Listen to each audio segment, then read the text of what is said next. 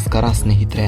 ಜೀವನದಲ್ಲಿ ಸಂಕಷ್ಟಗಳು ಬಂದಾಗ ಎಲ್ಲ ದಾರಿಗಳು ಮುಚ್ಚಿದಂತೆ ಅನಿಸಿದಾಗ ಒಂದು ಹೆಸರು ಲಕ್ಷಾಂತರ ಜನರ ತುಟಿಗಳಲ್ಲಿ ಬರುತ್ತದೆ. ಲಕ್ಷಾಂತರ ಭಕ್ತರ ತುಟಿಗಳಲ್ಲಿ ಈ ಹೆಸರು ಕೂಗಿ ಕೂಗಿ ಕೇಳಿ ಬರುತ್ತದೆ. ಅದೇ ಓಂ ಶ್ರೀ ರಾಘವೇಂದ್ರಾಯ ನಮಃ. ಇಂದಿನ ವಿಡಿಯೋದಲ್ಲಿ ನಾವು ತಿಳಿಯಲಿರುವುದು ಅದ್ಭುತ ರಾಘವೇಂದ್ರ ಸ್ವಾಮಿಗಳ ಮಹಿಮೆಗೊಳಗಾದ ಮಹಾನ್ ಸಂತ ಭಕ್ತರ ಬದುಕನ್ನು ಬದಲಾಯಿಸಿದ ಮಹಾಪುರುಷನ ಬಗ್ಗೆ. ಅವರು ಬೇರಾರೂ ಅಲ್ಲ, ಅವರೇ ಗುರು ರಾಘವೇಂದ್ರ ಸ್ವಾಮಿಗಳು. ಸ್ನೇಹಿತರೆ, ಈ ರಾಘವೇಂದ್ರ ಸ್ವಾಮಿಗಳು ಚಿಕ್ಕ ವಯಸ್ಸಿನಿಂದಲೇ ಅಸಾಧಾರಣ ಪ್ರತಿಭೆಯನ್ನು ಹೊಂದಿದ್ದರು. ವೇದ, ಉಪನಿಷತ್ತು, ಸಂಸ್ಕೃತ ವ್ಯಾಕರಣ ಎಲ್ಲದರಲ್ಲೂ ಅಪಾರ ಪಾಂಡಿತ್ಯವನ್ನು ಕಾಯ್ದಿರಿಸಿಕೊಂಡಿದ್ದರು. ಅವರ ಗುರುಗಳು ಹೇಳುತ್ತಿದ್ದರು, ಈ ಬಾಲಕ ಸಾಮಾನ್ಯನಲ್ಲ, ದೇವರ ಕೃಪೆಯೊಂದಿಗೆ ಈ ರಾಘವೇಂದ್ರ ಸ್ವಾಮಿ ಜನಿಸಿದ್ದಾನೆಂದು. ಸ್ನೇಹಿತರೆ, ಈ ವೆಂಕಟನಾಥರು ಸನ್ಯಾಸ ಸ್ವೀಕರಿಸಿ ರಾಘವೇಂದ್ರ ತೀರ್ಥರಾಗ್ತಾರೆ. ಅವರು ದ್ವೈತ ತತ್ವವನ್ನು ಪ್ರಚಾರ ಮಾಡ್ತಾರೆ. ಈ ತತ್ವವನ್ನು ಸ್ಥಾಪಿಸಿದವರು ಮಧ್ವಾಚಾರ್ಯರು. ರಾಘವೇಂದ್ರ ಸ್ವಾಮಿಗಳು ಕೇವಲ ತತ್ವಜ್ಞಾನಿ ಅಲ್ಲ, ಅವರ ಭಕ್ತಿಯ ಮೂಲಕ ಜನರ ಮನಸ್ಸನ್ನು ಬದಲಾಯಿಸಿದ ಮಹಾನ್ ಯತೀಶ್ವರರು.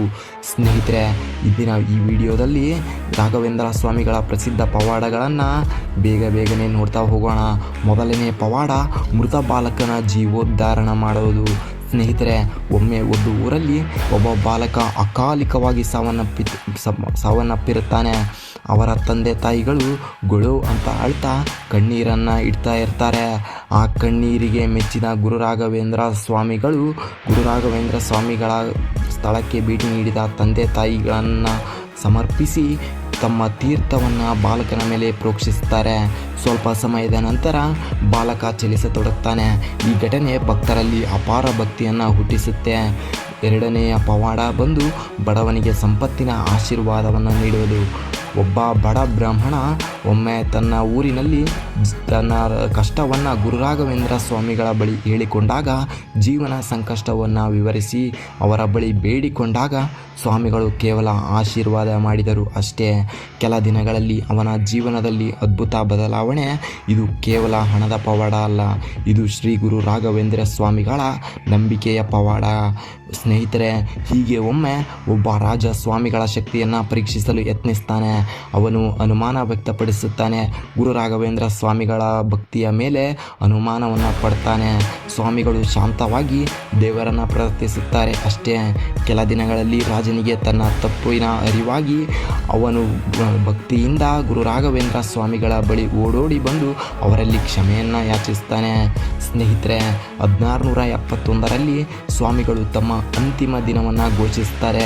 ನಾನು ಈ ಬೃಂದಾವನದಲ್ಲಿ 700 ವರ್ಷಗಳವರೆಗೆ ಭಕ್ತರನ್ನು ಕಾಪಾಡುತ್ತೇನೆ ಎಂದು ಹೇಳ್ತಾರೆ. ಅವರು ಜೀವಂತವಾಗಿಯೇ ಬೃಂದಾವನವನ್ನು ಪ್ರವೇಶಿಸುತ್ತಾರೆ. ಇಂದಿಗೂ ಆ ಪವಿತ್ರ ಸ್ಥಳದಲ್ಲೇ ಅವರ ಬೃಂದಾವನ ಇದೆ. ಅದೇ ಈಗಿನ ಮಂತ್ರಾಲಯ ಎಂದು ಕರೆಯಿಸಿಕೊಳ್ಳುತ್ತದೆ. ಸ್ನೇಹಿತರೆ, ಪ್ರತಿದಿನ ಸಾವಿರಾರು ಭಕ್ತಾದಿಗಳು ಭೇಟಿ ಕೊಡ್ತಾರೆ. ಅನೇಕರು ತಮ್ಮ ಜೀವನ ಬದಲಾದ ಅನುಭವಗಳನ್ನು ಇಲ್ಲಿ ಬಂದು ಭೇಟಿ ನೀಡಿದ ನಂತರ ಹಂಚಿಕೊಂಡಿದ್ದಾರೆ.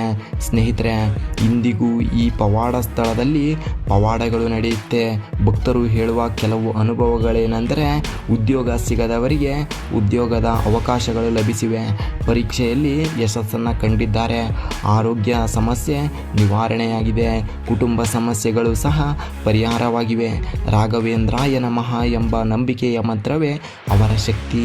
ಸ್ನೇಹಿತರೆ, ಗುರುಗಳ ಸಂದೇಶ ಏನೆಂದರೆ, ಗುರು ರಾಘವೇಂದ್ರರು ನಮಗೆ ಕಲಿಸಿದ ಮುಖ್ಯ ಪಾಠಗಳು ಏನೆಂದರೆ, ಭಕ್ತಿ ಎಂದರೆ ಸಂಪೂರ್ಣ ಸಮರ್ಪಣೆ, ನಂಬಿಕೆ ಎಂದರೆ ಅಚಲ ವಿಶ್ವಾಸ, ಧರ್ಮವೇ ಜೀವನದ ದಾರಿ, ಸೇವೆಯೇ ದೇವರ ಮಾರ್ಗ.